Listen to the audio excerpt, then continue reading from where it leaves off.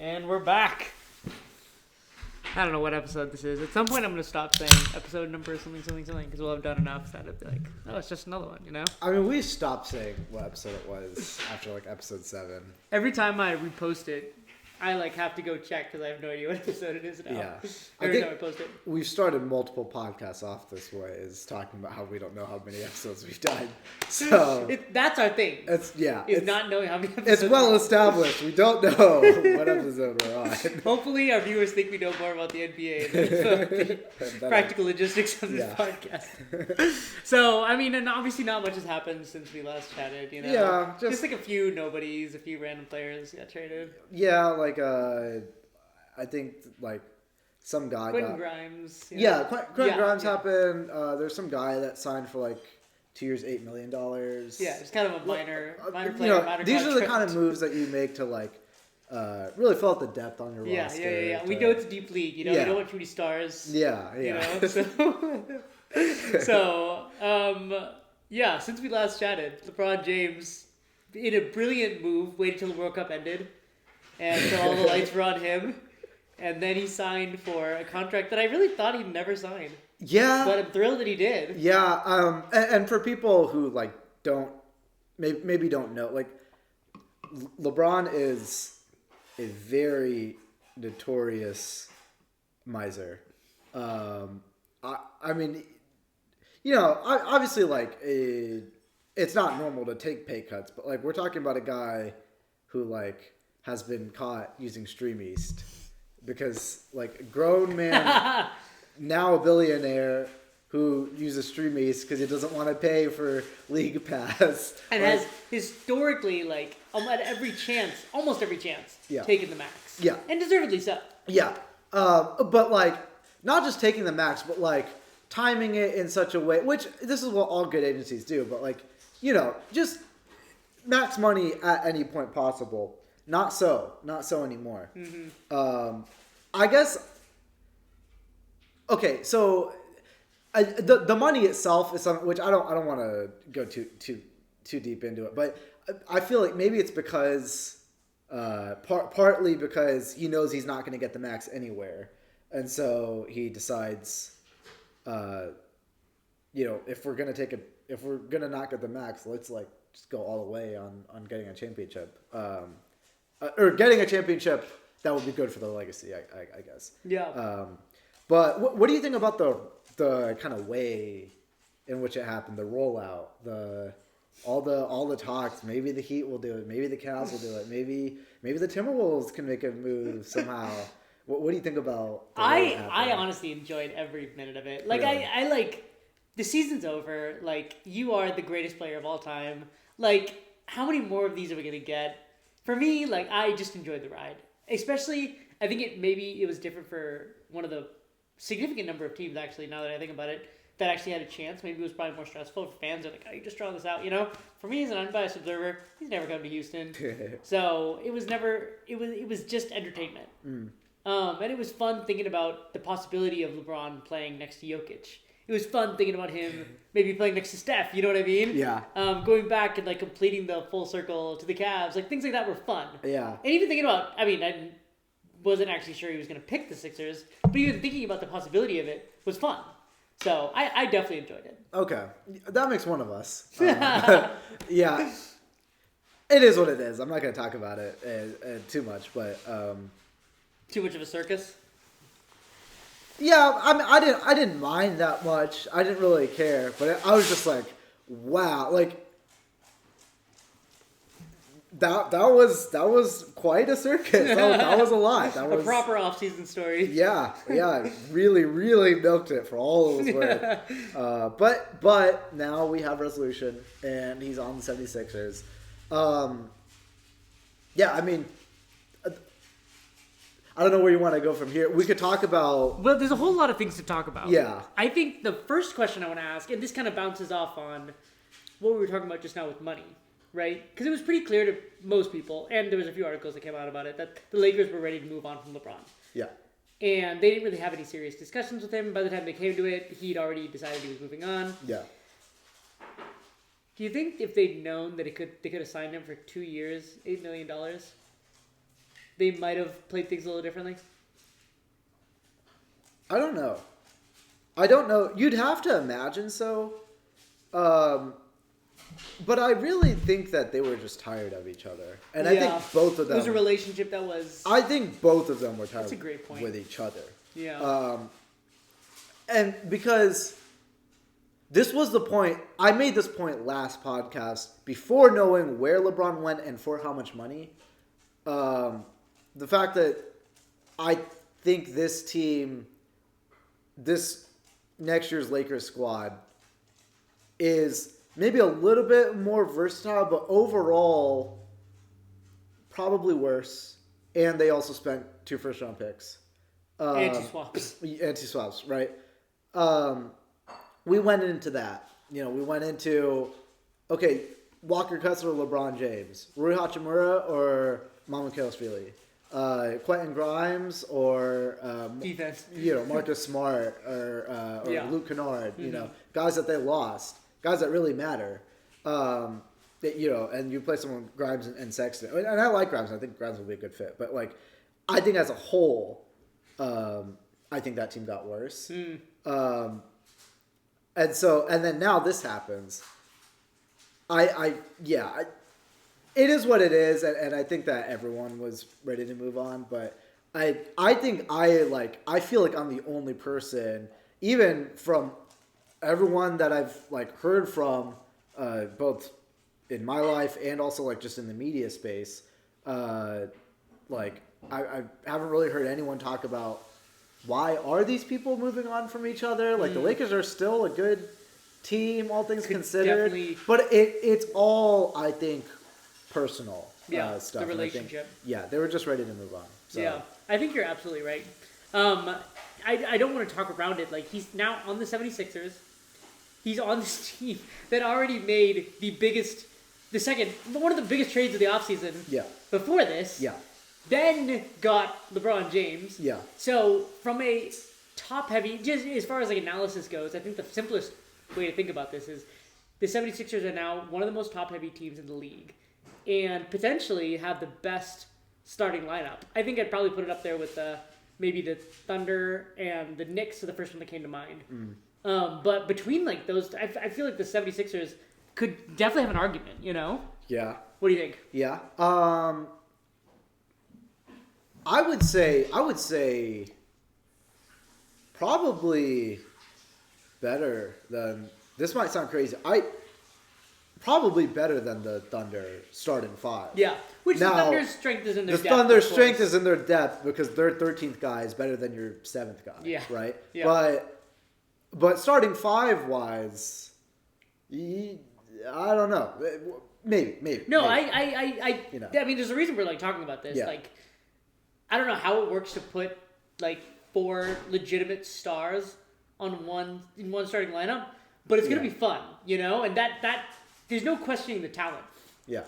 So there is some worries and thoughts about the fit. Obviously, we have a lot of time to see how this goes. Yep. But who do you think is the best player on this roster right now?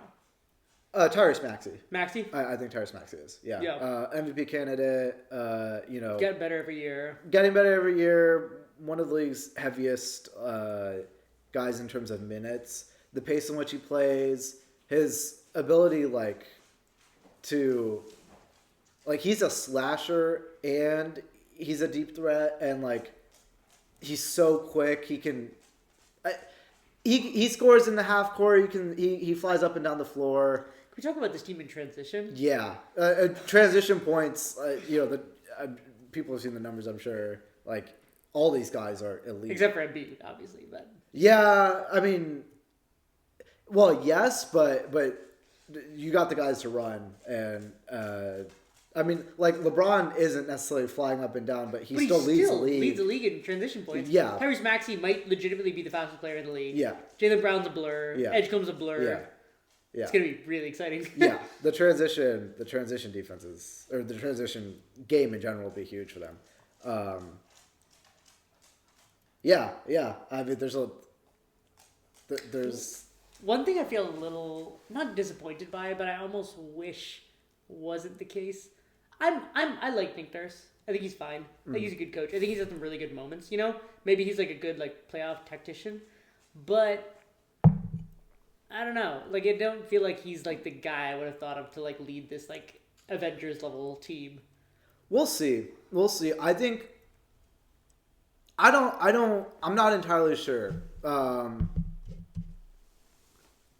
I think maybe you need some of that because they'll have like the locker room. I mean, I don't know. Okay, there's a lot of things to talk about on the team. Before we talk about the team, though, like there's also that LeBron chose this 76ers team. Yeah, this is true. Over a lot of other options. A lot of other options. All of the options. Yeah. And it also lends credence to the idea that, like, as much as I would say, okay, yeah, it was, like, a big spotlight on LeBron, and he really dragged it out for a very long time, it lends credence to the idea that maybe he didn't really know where he was going to go. Because, obviously, he probably wasn't really considering this team before they made the Jaylen Brown trade. Yes. Yeah. And then after that, like he started to consider them versus, you know, the Warriors, the Cavs, the Heat. I thought that aspect of it was interesting as well. Yeah. The fact that he had such an open mind about it instead of going to the franchises that he was already familiar with. Mm-hmm. Yeah. Yeah. No, that's a really good point. And definitely easy for us to like not think about as much because it's already in hindsight. You know what I mean? But yeah, like going to a place where you have legitimately no history. Yeah. And that already has like its like star representation. Yeah. I think you're right, does speak to he really did have an open mind and thinks that this team can compete for a championship. Which when you think about it, I do wonder why he picked the Sixers over the Heat. Like I can see it in some ways, but I do feel like having the history there and coming up with Giannis and playing next to Bam, you know, that team definitely could have been a title contender too with LeBron. Yeah. Yeah. I mean, that one, especially when it first happened, I thought it was the wrong decision to go to the 76ers.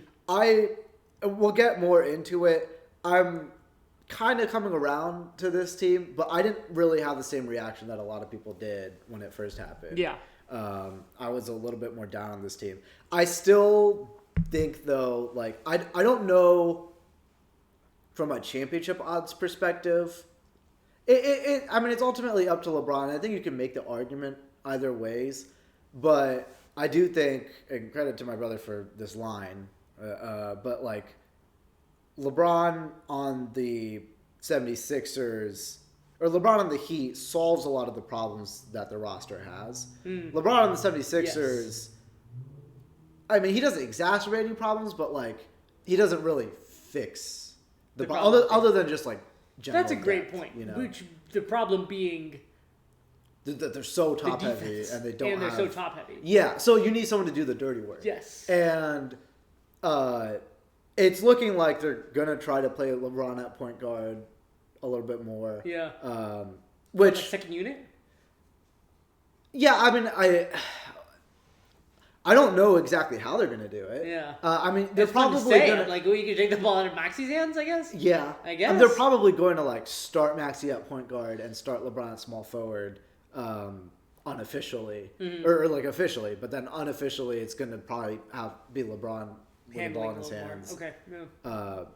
Most of the time that he's on the floor. So that I think the roster itself kind of pieces itself together after that. There's a lot of questions on the team that we can.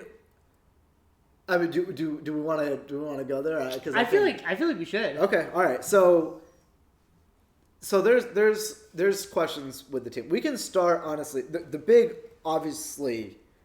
Are you going to the questions you have like things you're worried about? Yeah. Let me talk quickly about what is an underrated positive. Okay. Then we can go work backwards from there. Okay.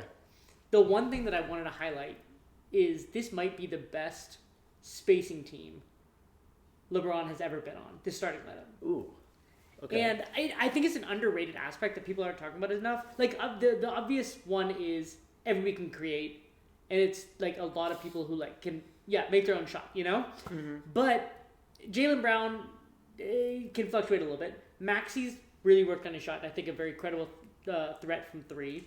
Joel Embiid is a bit of a question mark sometimes, but I think that with the people that he has, he'll get a lot more open looks.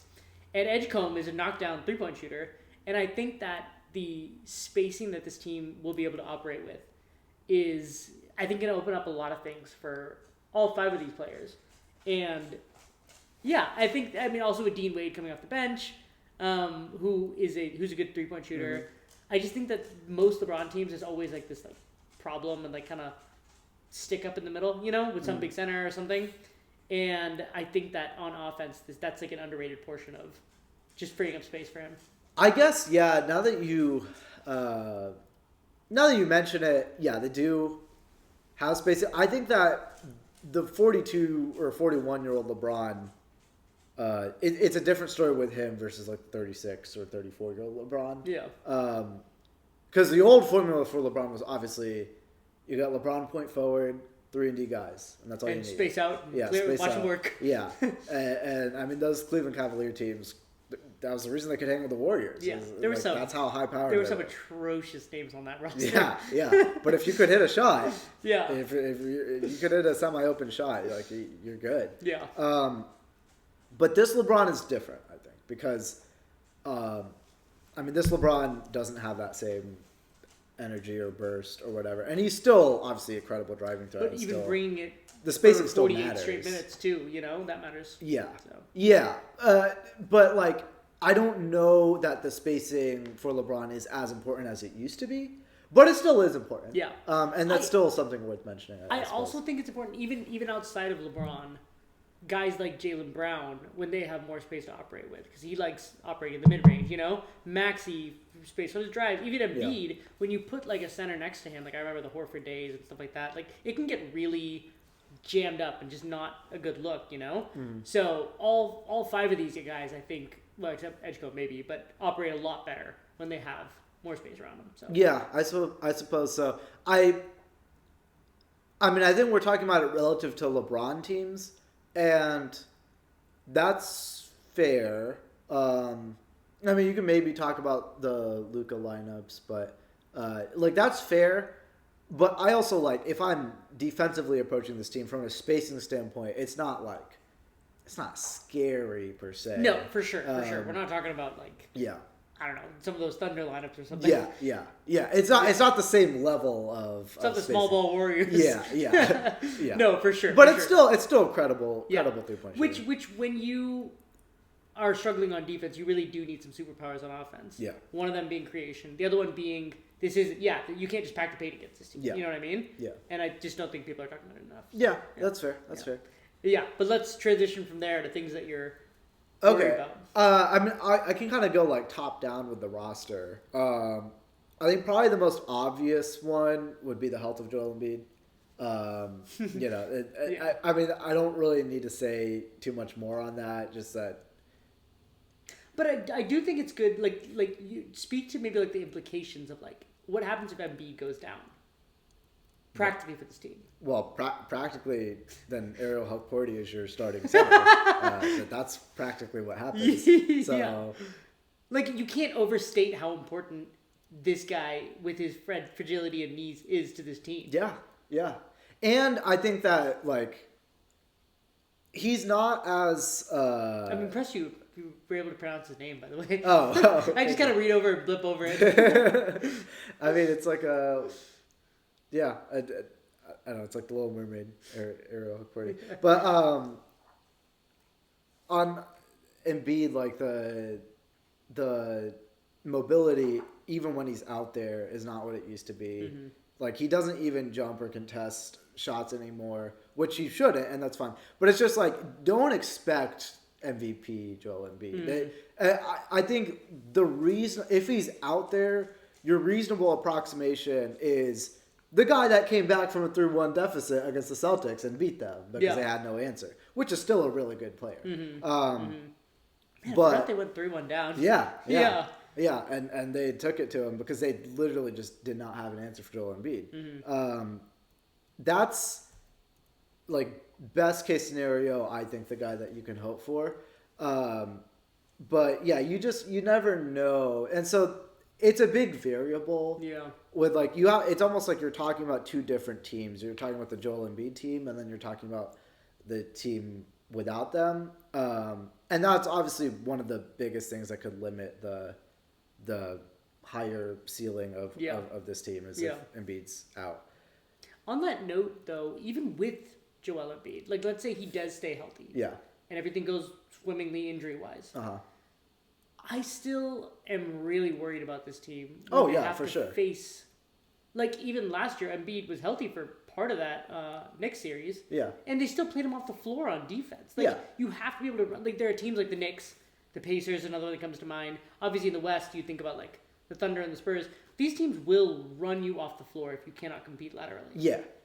And even in a healthy Embiid, like I'm not sure they are prepared for what is going to come in the playoffs. Exactly. Well, I think you said it better than I did. Like that's the point.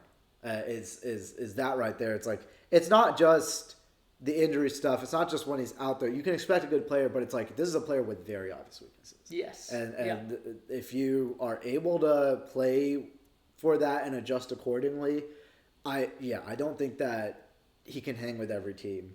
And so a lot of people are like, oh, if Embiid's healthy, then they're fine. It's like that really misses a nuance. No, yeah. They're not. And so obviously that's a big question there. I have a few more. One of which is this is probably a big reason why I was down on it when it first happened, and I've sort of come a little bit away since then, but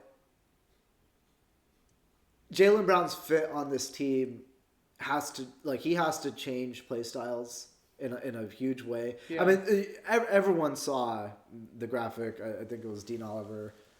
He said like the if you sum up all of their usage rates, it sums up to like 142%, which it has to then cap at 100 somewhere. Well, not even cap at 100 among that starting five. It actually be lower than 100 because you have to have usage for some other guys on the bench. Right? Yeah. So it we has need a bench. We don't need a bench. Yeah.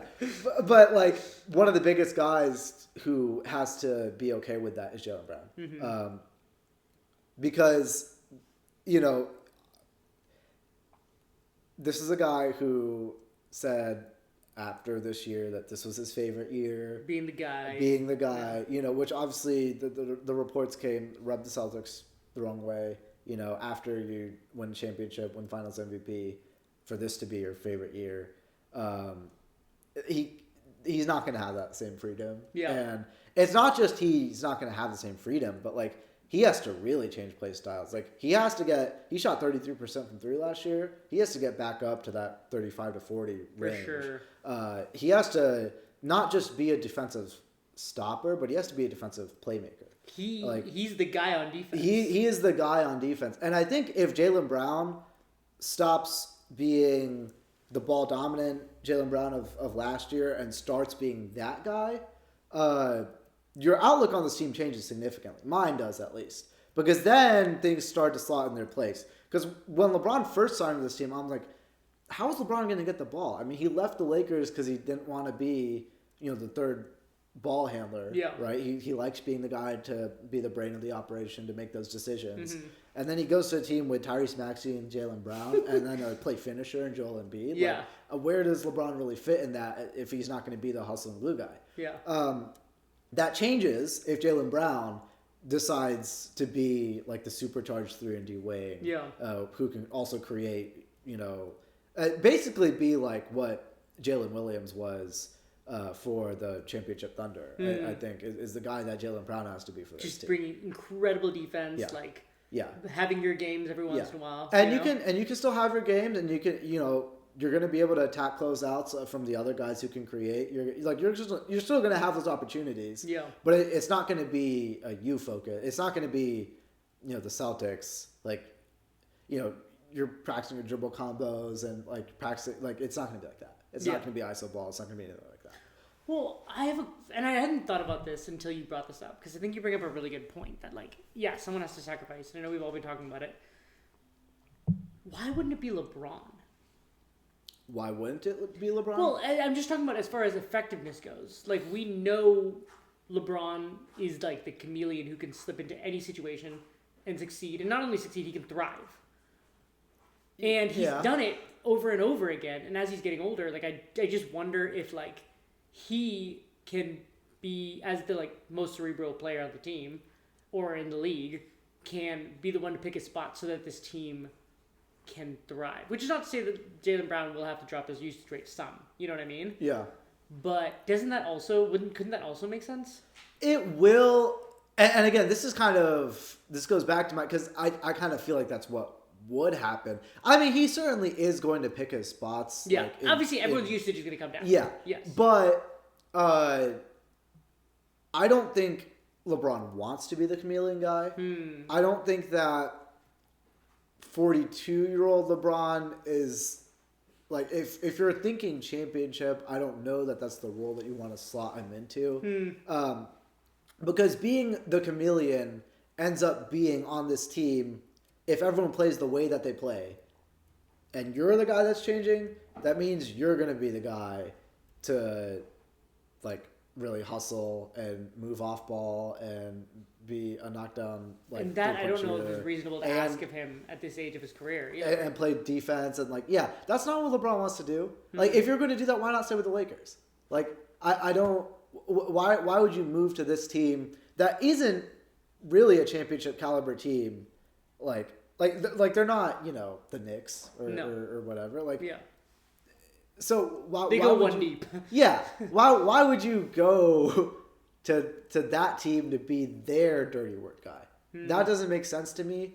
And also I feel like LeBron did use his leverage, to talk about what his fit on the team would be like. And I think that it makes a lot more sense to me for LeBron to be, because yes, LeBron can be the chameleon, and he's going to do some of that, but I would rather have LeBron be the point forward than Jaylen Brown, me personally. That, from an efficiency standpoint especially, I agree with you. Yeah.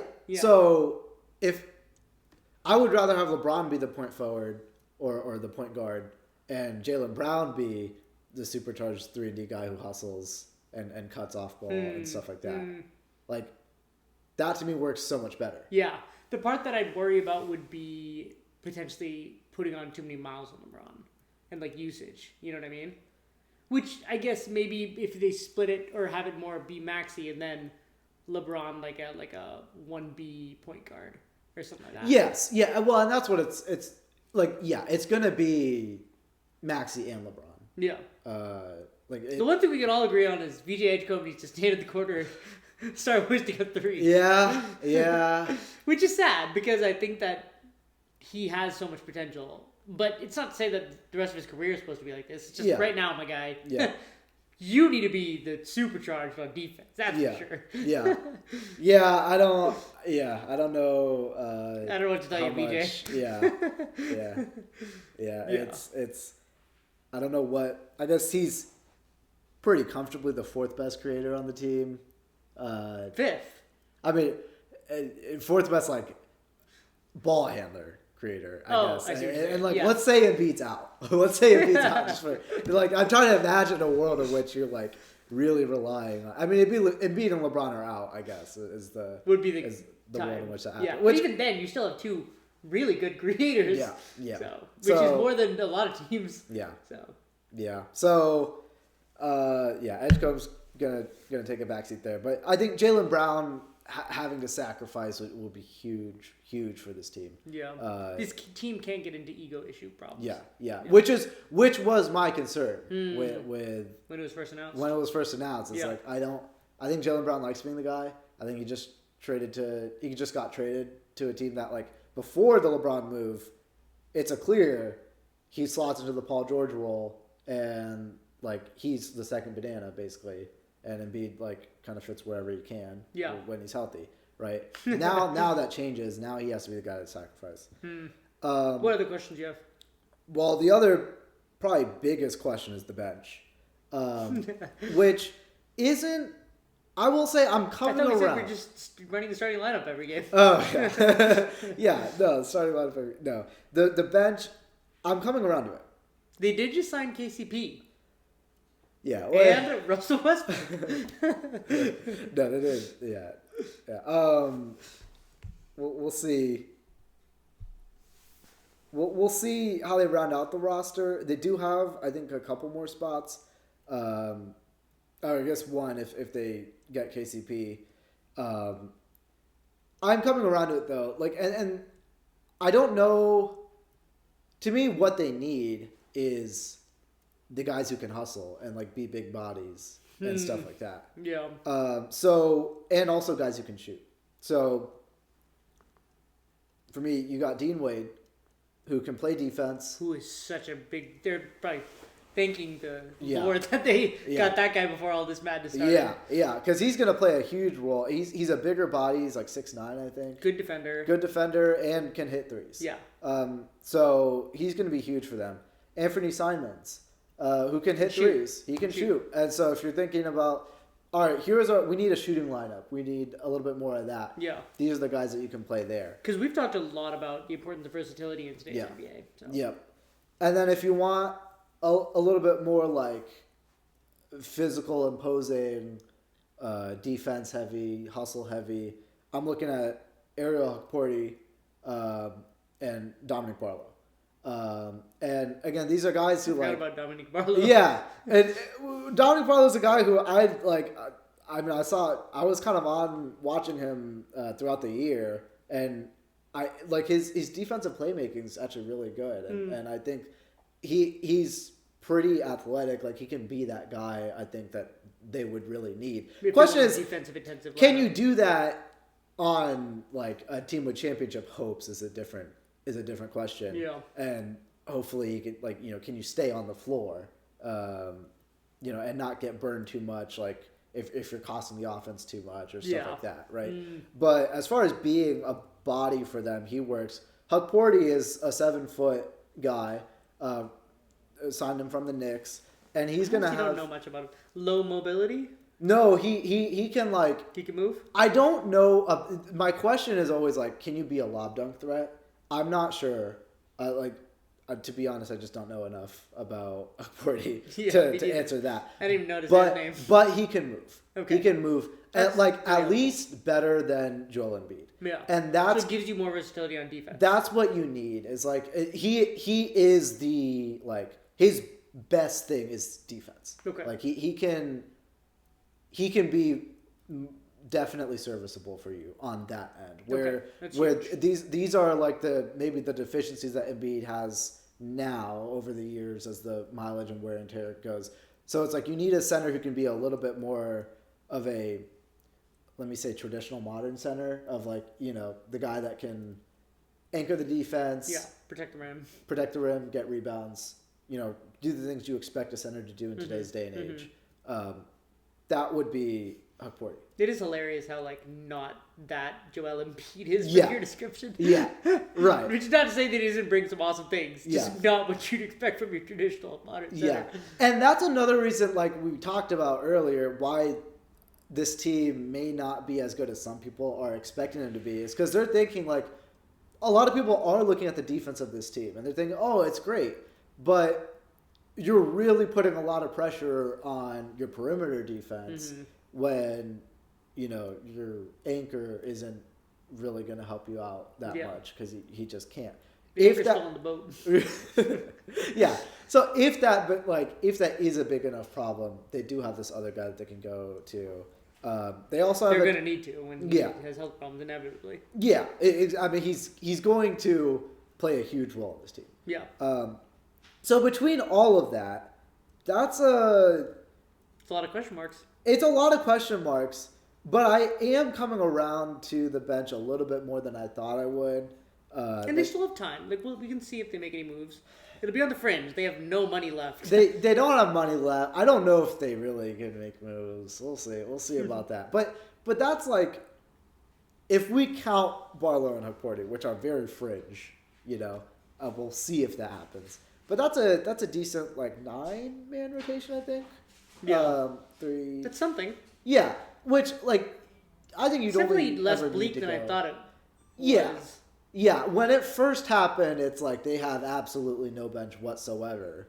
And that's because I was thinking, like, LeBron James is going to be the guy who has to hustle and play defensive stuff. Yeah. And they have the other creators. When that switch happens, because not all of these guys can, like, do that. Like, I'm looking at what I said is like Barlow and Hakordi are the guys who do that.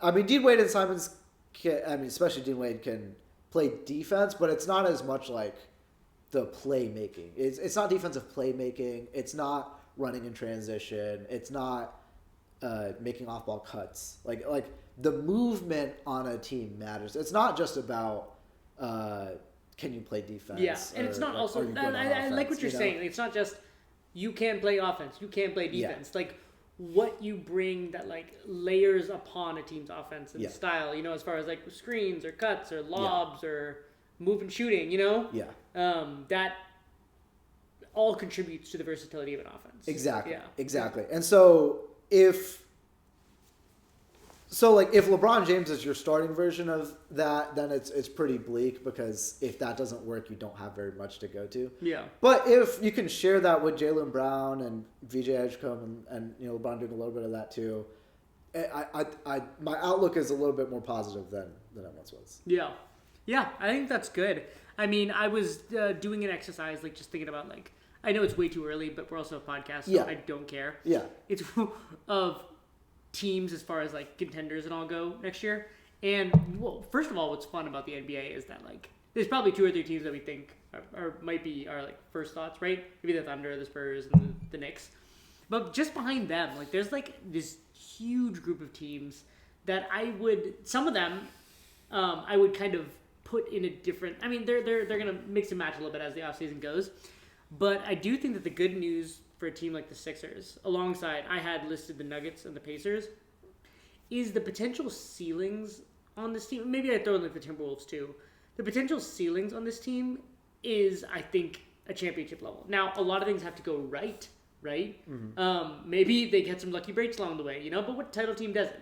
Yeah. And that's where I think that Sixers fans and Sixers, their like back rooms should rest in, is that you've put together a team that, yes, it's got problems, but most contenders have problems. You do have a lot of good things going for you. And this inevitably, or overall, looking back, is like a pretty exciting offseason. And as a fan, not of this team, I think that this is just one of the most fun things that could have happened. Yeah. He's not just, like, it's totally new, not just from the type of people he's playing with, but he's on a different team, Like, I want to see more teams in the mix and more teams in contention. And it's just more fun. And having an Eastern Conference, especially, that is as deep as it goes now, I was looking at this there's going to be, and it's for the first time in a long time, there's going to be a good team in the East that doesn't make the playoffs. And it's going to be really upsetting for them and not something that they're used to. Yeah. But it's just going to happen. The East goes probably 10 deep now. Yeah. Yep. And that's awesome. Yeah. Yeah. So. For sure. Yeah. Things I'm excited about. Yeah. Do we want to talk about that? The East? Yeah. Let's do it. Yeah, okay. So. Lead us off. Where are you going? Well, like, what. I guess, where do you think these teams stack up? So, the initial list I had written down, and a lot of this is like recency bias coming off of the finals, right? Sure. I need more time to think about where it would go. But let's just start with this. I had one tier where I put the Thunder, the Spurs, and the Knicks. Oh, okay. Is that what you were talking about? Oh, you're talking about the East. Yeah. Okay. Yeah. I mean, we can do the whole. I'll remove the West. Okay, That's sure. fine. Sure. So I'd have the Knicks at the top. Mm-hmm. Underneath them, I'd probably have. I'm going to go with the Heat and the Pacers and potentially the Raptors as teams with the highest potential ceiling. Okay. Where I know that what I'm getting from these guys when they're healthy, or if they're healthy, depends on Kawhi if he's even on the team. That to me is there's a potential championship ceiling there, right? And then underneath that, would you not put the Sixers there? Oh, I missed the Sixers. Yes, I 100% missed the Sixers. All right. I was gonna say that was not me burying the lead. I was like, all right. He's cooking. He's cooking something. And then underneath that, I would have teams that I still think could be really good. So let me recap: Knicks, then Sixers, Heat, Pacers, and then underneath that is I think a really solid group of teams that I'm not as sure about. Right, with teams like the Pistons, the Celtics, the Cavs, the Raptors are kind of in between, and the Hawks are a team that I want to believe in. I'm still waiting for them to find a potential superstar creator, right? Yeah. And then there's some interesting teams below that. I think the Wizards could be interesting. The Hornets, I'm not really sure where they're gonna go, But even the Magic made some noise last year in the playoffs. Yeah.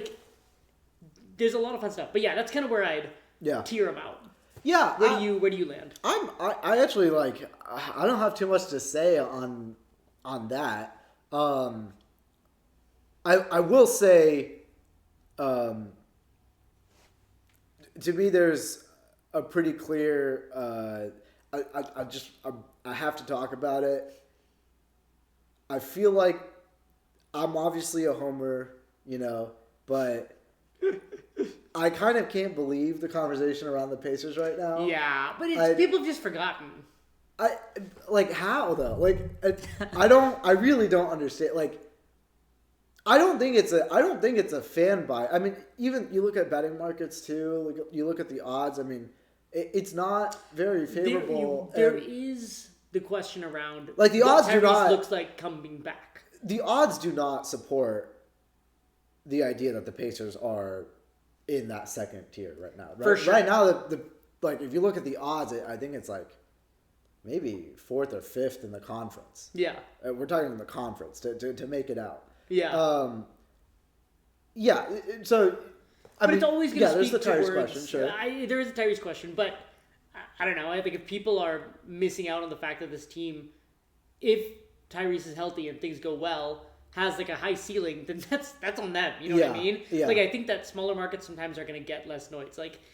This isn't the 76ers where LeBron and Jaylen Brown and all these things happen. You know what I mean? Yeah. But if you're trying to make money, sleep on teams like that at your own peril, just because things didn't happen or there wasn't more noise around them. You know what I mean? Yeah. But as someone who's trying to analyze what actually where the odds should lie, I think that there might be a miss there. Yeah. I mean, look, if the playoffs started in October, I would definitely understand. Mm-hmm. But the playoffs don't start in October. No.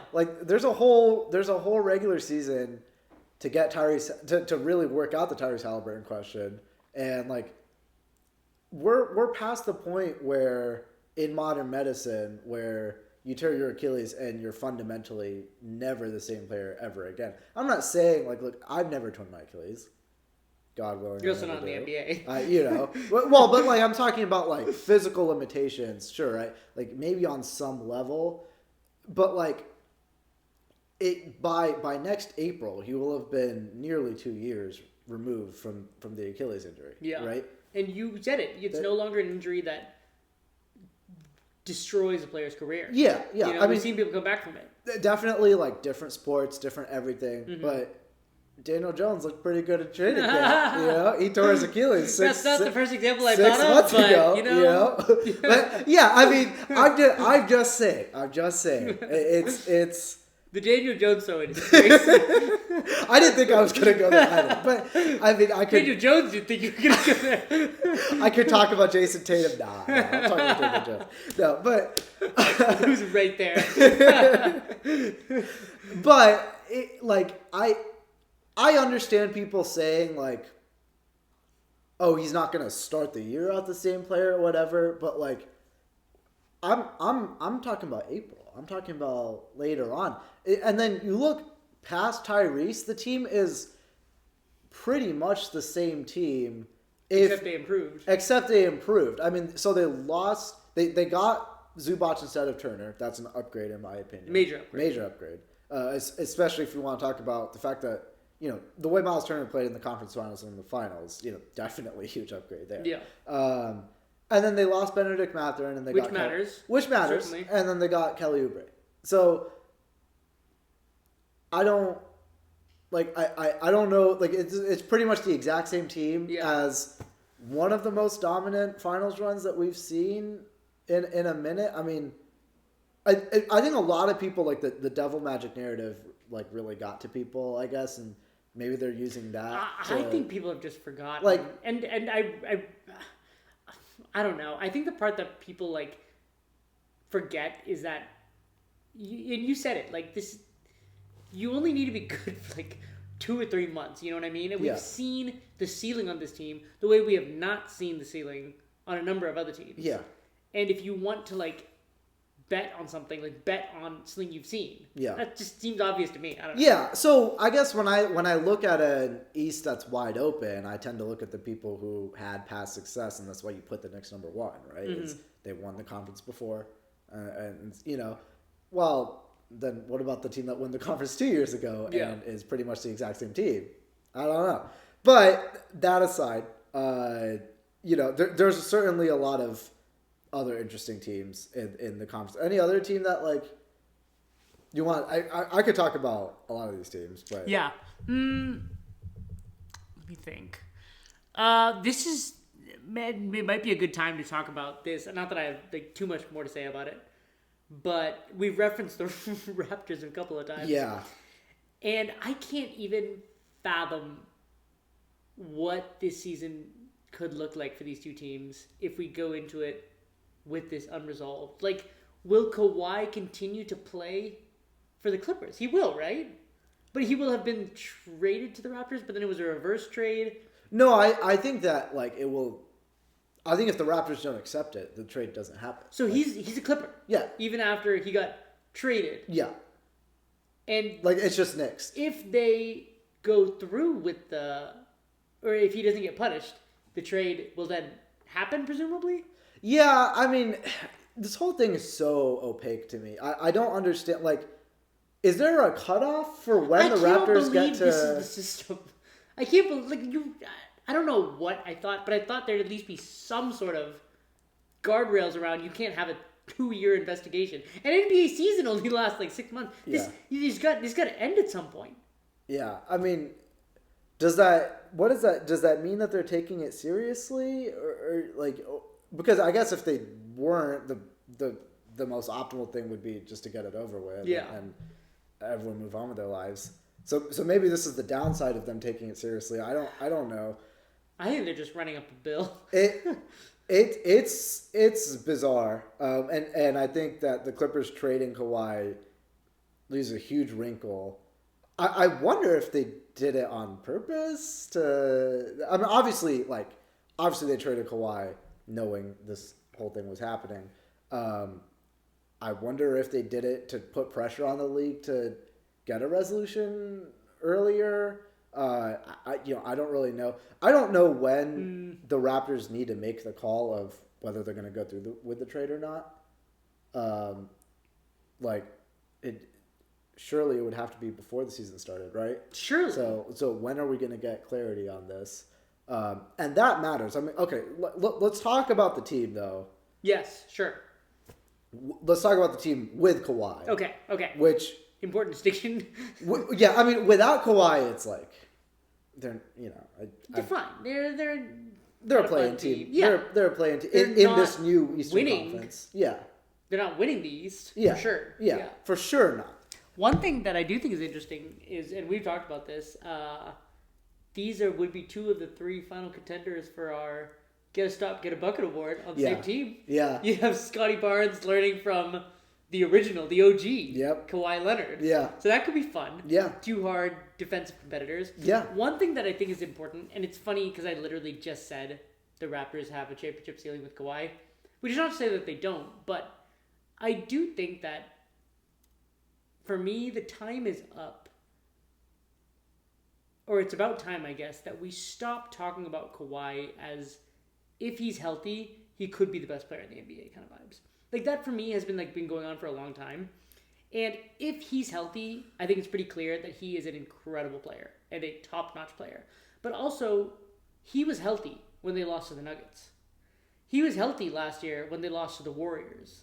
You know what I mean? To me, Kawhi being healthy doesn't just mean you have the best player in any situation. And I think that people keep talking about it like that. So if he was on the Raptors and he was healthy, that doesn't automatically vault him into whatever, the top few players in the NBA for me. And I think that it's just a narrative that people I don't know. You're one of the people. I'm one of the people. I mean, it's not like no one's actually taking a healthy Kawhi over the actual best players in the league. But on a night to night basis, he can be that guy. And the team around him is terrible. That's kind You're of. talking about the Raptors? No. Last year. Yeah. Clippers. Yeah. I see what you're saying. This is. That was a weird team. It was a weird team. I mean, they had top end talent, but especially after the Zubac trade, you lose a guy like that. Yeah, some weird injuries. John Collins didn't really pan out. Yeah. So I mean that team was not good, and Kawhi was the only reason that they were even in that standing at all.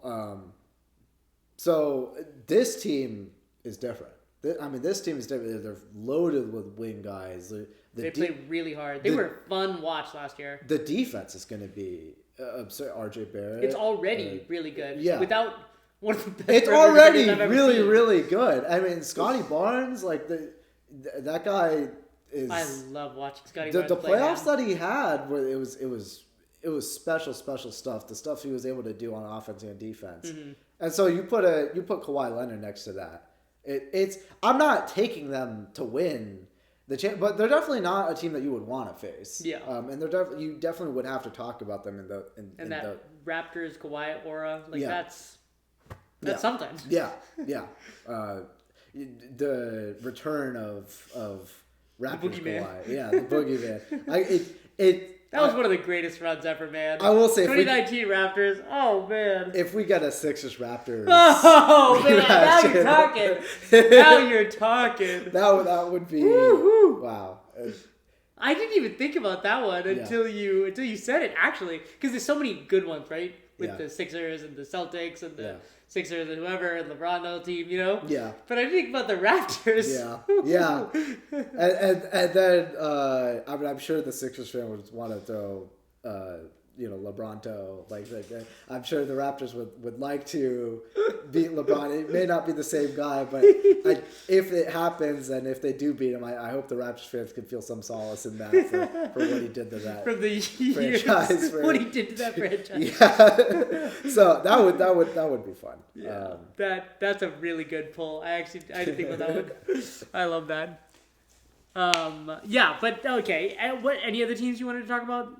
In the East? I have one especially. Okay. And this is I referenced that we have not yet talked about the worst move of the entire offseason, in my opinion. Yes, I'm actually not sure what you're gonna say. This would be let me see if I try to pull up the exact numbers here. Trae Young's $212 million extension with the Wizards. How did we not talk about this? We don't get so many bad contracts to make fun of anymore. I know, especially oh my goodness, man. Yeah. Oh my goodness. I was shocked. I was absolutely shocked. They obviously bought low on Trae Young. And that trade itself was okay, You want to get a competent team. Sure, whatever. Sure. Oh, they declined the player option. Okay. I mean, I understand maybe you want to bring him back, but 4 years, $212 million? That's so much money. For a guy who, we flamed Trae Young for not being able to make it work with the Hawks. We destroyed him. They created a team in a lab for him and he couldn't make it work. And he couldn't make it work. And they looked at that and they said, we're going to pay this guy $212 million. And they got rid of him, and that last team got so much better when he left. Yeah, that too. You have that data as well to work with. Like, what was the decision making? I mean, it's one thing to pay him that much, like to pay him like $50 million a year, which is absurd. But like, it's especially when you see the contracts that are going around these days. If you wanted to do that for 2 years, like, I don't know. You're the Wizards. You can't get anyone, and like, you're trying to build something. Like, it feels like 2 years, $100 million. I would still think it's insane. Van Fleet year where they gave him a max for 2 years. Yeah, like something like that. Yeah. That would still be bad to me, but like, I would at least be like, I understand what you're trying to go for. Yeah. I don't understand what they were going for here. I mean, I guess they're really, really bought into this idea that they have in their head of Trae Young, Anthony Davis, and AJ DeBonza. Like, I guess that's, but man, I mean, talk about a way to instantly untradeable contract. Yeah. So now you have like $50 million of dead nothing. You know, like Trae Young's not worth anywhere close to that on this team, and so you kind of just threw away AJ DeBonza's rookie deal, and your window kind of starts after that. Yeah. After you have to pay him on his extension, you know, like if you're the Wizards, like you should have been going into this offseason with like low stakes. You know, we're young and hungry, and we're building something. We're just trying to see our star, our number one pick, do his thing. We also have Anthony Davis on this team that we got for very cheap, and it's like, okay, you know, that'll be fun to watch if he plays for us. But now, like, you can't get rid of this. Oh, for sure. This is not. You're seeing this through. I don't know of any justification for this. I can't think of anything. I don't know of anyone who's even tried to defend this at all. And this happened relatively early, and it's a team that we don't really care about, so everyone just kind of moved on. But I can't imagine what it would be like to be a Wizards fan and pay Trae Young that money after you got DeBonza and you're supposed to be a new franchise with a new slate. I can't, because like the idea is you get rid of all the bad money contracts. Like you have to get rid of that. Or if you're going to do that, it's like paying guys who are usually worth $10 million, you pay them $20 million. You pay them $25 million. You get something really tradable. Like I have to pay somebody kind of idea. Yeah, I have to pay someone. This is a guy. We want our team to be like a certain level of good. And also, if we're ready to make a swing somewhere at some point, here's some really good tradable contracts. This isn't that. So I don't know. The only thing I can think of that they were thinking, and they implemented it really badly, was the combination of what you said. We want to be a competent NBA team and to have someone who can do something, because they've been terrible for years, right? And we have to pay somebody. So if we start with this, then by the time the DeBonza extension kicks in, we won't have to pay him anymore. You know what I mean? Mm-hmm. But they did it for the wrong guy, and they paid too much. Which to me, like, I honestly was a little surprised by.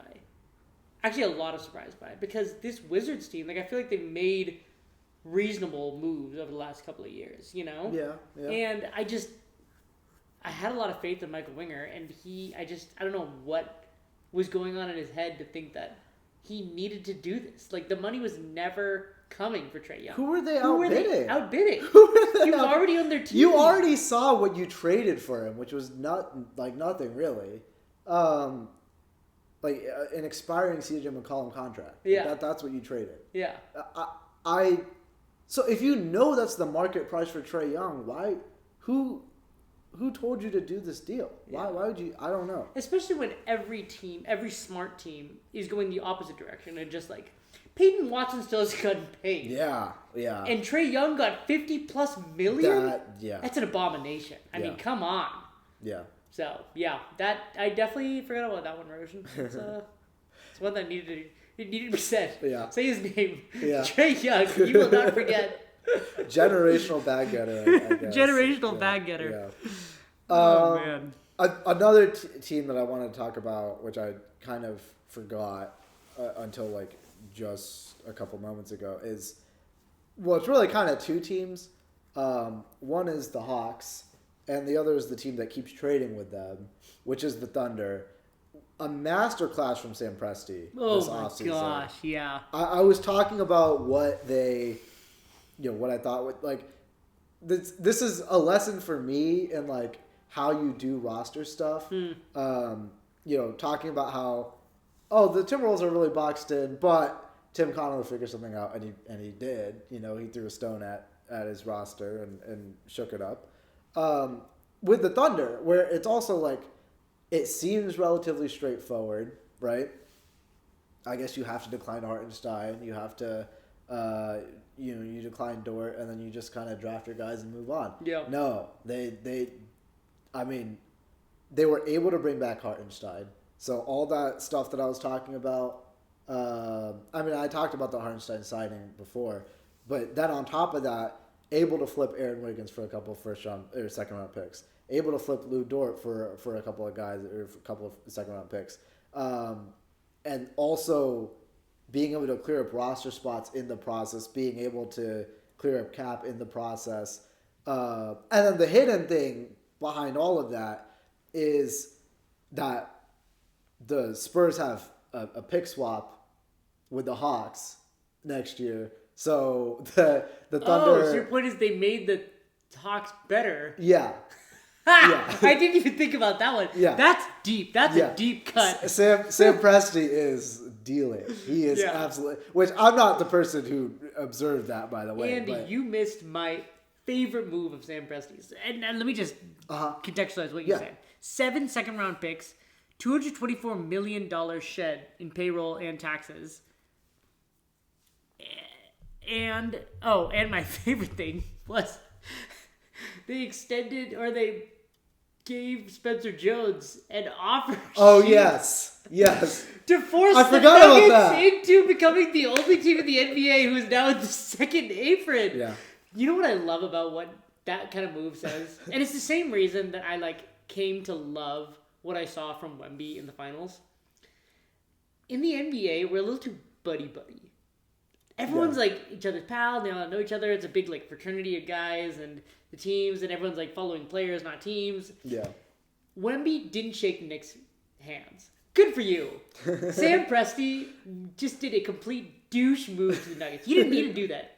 It had nothing to do with your team. It had nothing to do with him building. You just were walking past your rival who you'd already passed, and you just kicked him while he was down, while you were walking past. Just for fun, just because you could. Yeah. You could have just focused on yourself, walked up the hill, but no, you kicked him. And honestly, pop off. Yeah.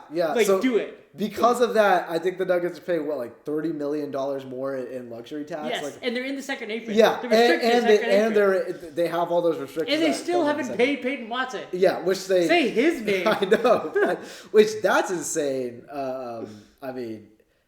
That's obviously a whole bungled situation that they did, and now they're really paying for it. That's one of those where you do little things in a row, and it doesn't matter in the moment, but 5 years later, when you can't pay your guy, it's because you paid Christian Braun 2 years ago. Yes, exactly.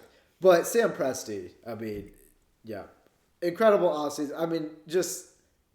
He's just nailed everything.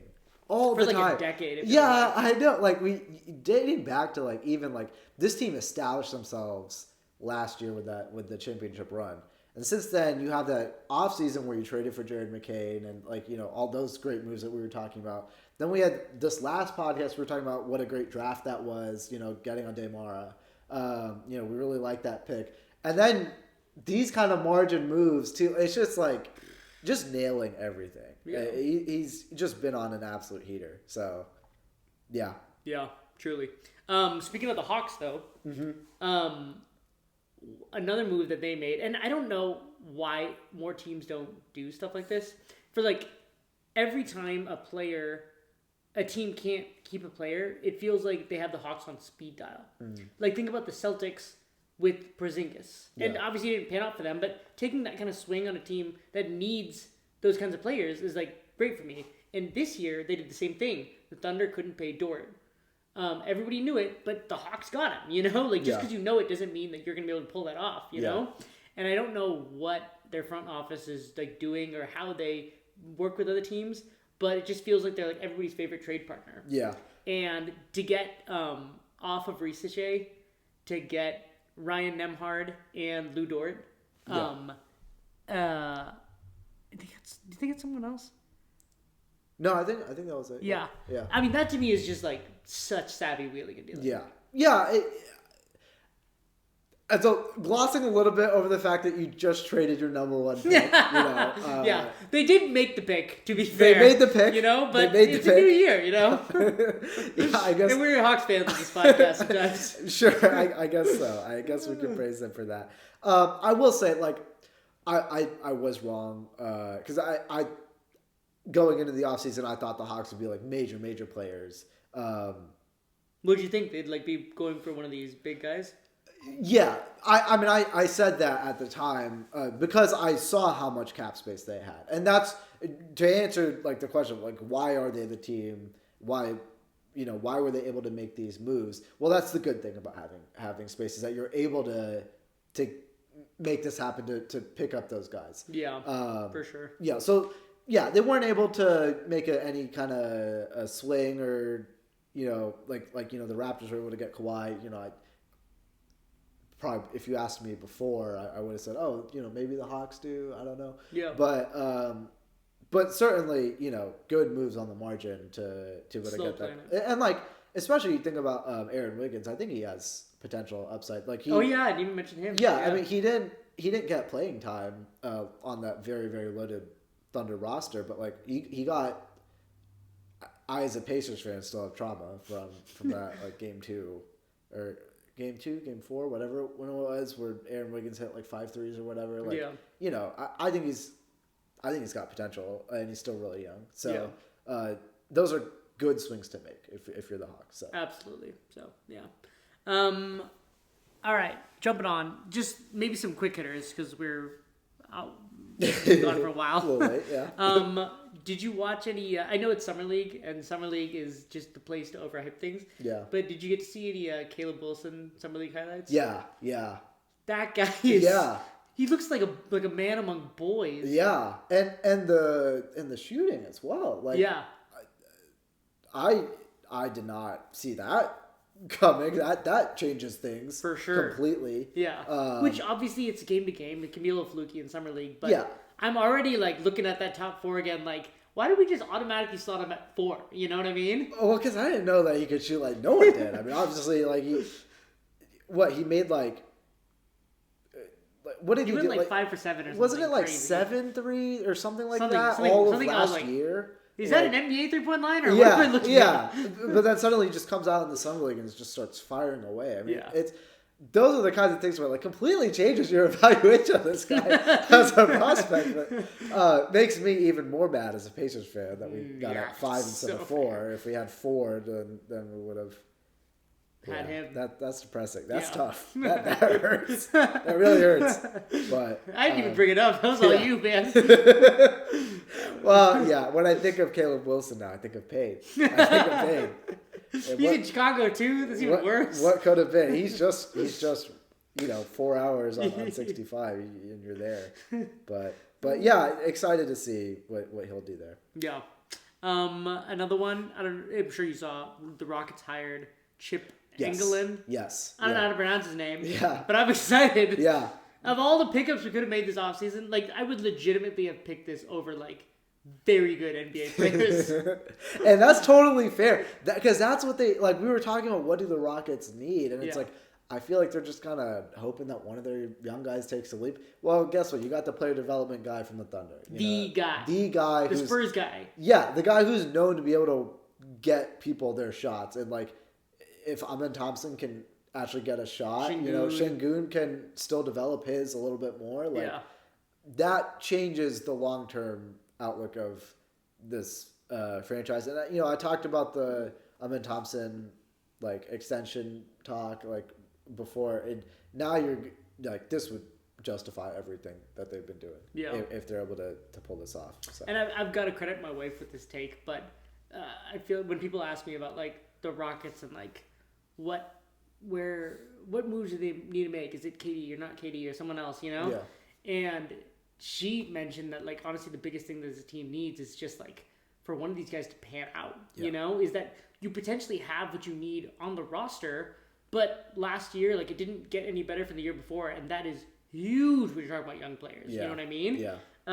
So yeah, I mean that internal growth and chemistry could all be fixed if one of them could learn how to shoot. Yep. So yeah, this is like, I mean, if it doesn't work now, like it's never going to, Yeah. So. But they know where the deficiencies and weaknesses are, and they made a huge move to address that. So yeah, credit to them for knowing what needs to be. Like I think when you're pulling it off. When you're a GM or like I mean I guess this isn't like general man, but like when you're like the brain trust of an organization, I guess it's you might tend to think about like players are on a fixed path, and they're either going to be good or they're not going to be good, and like you're always looking at what moves need to be made. Sometimes it's just like our best shot is just the guys that we have on our roster, and we're going to invest in them a little bit more. And to do that in a tangible way is the best thing they could have done. Yeah.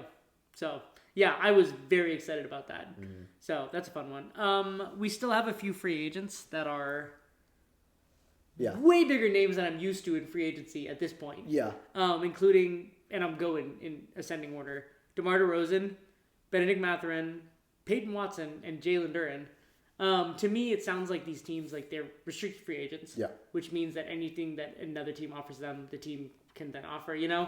But yeah, I guess that I feel a little bad for the players. Like they like are now in the second apron era, and if you're not a superstar, then your teams are going to try to cut you down at the knees, Yeah. And that's just what the reality of it is.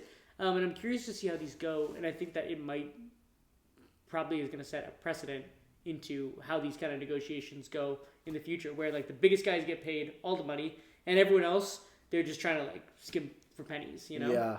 I think you hit the nail on the head on like, I didn't actually think about like, I was like, there's a bunch of like your free agents. It's like, no, I think it's a function of the way the league works now, mm-hmm. and the new like apron restrictions, like cutting down on that a little bit more with the new CBA, in an effort to prevent super teams. Mm-hmm. You also cut out that middle class of players. Mm-hmm. And obviously, like, Jalen Duren is an interesting case. But you think about guys like Peyton Watson is a phenomenal 5 years ago, this guy would have gotten paid. Yeah. He went in a bag. He's young. He's athletic. He showed creation potential. He's developed a shot. The defense is incredible. He's got everything he needs. Exactly. So, like, he's just not, like, an on-ball creator at the highest level. Like he's not that tier of player. Yeah, but short of, like, short of that, yeah, he's got everything. Yeah. So, for a guy like that to not be able to land a contract, obviously, if the Nuggets had the space, they'd probably, they'd much rather pay him instead of Christian Brown. But he's a restricted free agent. There are other teams out there that could try to make passes at him, mm-hmm. But it's not happening because everyone is also under the same restrictions. So, yeah. Benedict Mathurin's another guy who, like, he has potential, like, I would take Watson over him, but, like, I in a usual sense, I would be used to paying him at least $20 million, somewhere around that range. Yeah. But, he's still out there. So, yeah. And he's a young guy, too. Like, this is weird. Like, I'm not used to stuff like this, Yeah. So, yeah. Okay, last thing I wanted to hit. Unless you had more. No. Okay. This is just something that I like. I was thinking about how we talk about what PG has been traded for at this point. But something that I was thinking about just as like a potential what if. What if, and I guess this is kind of, I framed it earlier about talking about how making little decisions eventually could hamstring you from making the decision you want now, right? Like with the Nuggets. Yeah. Making a few bad decisions in a row, trading a first round pick to get rid of someone, you know what I mean? Mm-hmm. Paying the wrong person too much money. Now they can't pay Peyton Watson. Yeah. What if the Timberwolves had never traded for Gobert and just stuck with the guys on their roster. Because if you remember, they had a very young, very tall Walker Kessler on that team. On the Timberwolves? The Timberwolves. They drafted Walker Kessler and immediately traded him as part of the package that went and got Gobert. I totally forgot about that. Wow. So I had it written down here. In light of the Kessler trade, I was thinking Gobert has directly and now indirectly also been traded for Malik Beasley, Patrick Beverley, Jared Vanderbilt, Walker Kessler, 4 firsts and a swap. Then Kessler was then traded for 2 firsts and 2 swaps. And I'm trying to imagine the future where I don't think that maybe they went on the runs that they did without Gobert with Kessler as a younger player. You know what I mean? Mm. But imagine if right now they had some of those like first round picks, some of that optionality, and maybe some of those like players. I'm not saying like Beasley or Vanderbilt necessarily, right? And had just kept Walker Kessler going into that second contract now. And I don't see like what you're giving up in going into the next few years from like a rim protection standpoint, maybe from like a health standpoint, but Kessler's younger than Gobert. You know what I mean? Mm. There's still like room for growth there. I just think that in hindsight, I wonder if they want that one back. Yeah, that's an interesting one, especially because I think when the deal was first made, like a lot of people thought that they overpaid. Yeah. And then people were coming around to it for a while, you know? Yeah, and then people were coming around to it, and you're kind of saying, even though they had success, it gets to like, I think what it really demonstrates is just the variability of first round picks. Like, a first round pick, they took him late too, like 20 or something. Yeah, it can be your lottery ticket, and it's tough to really square that.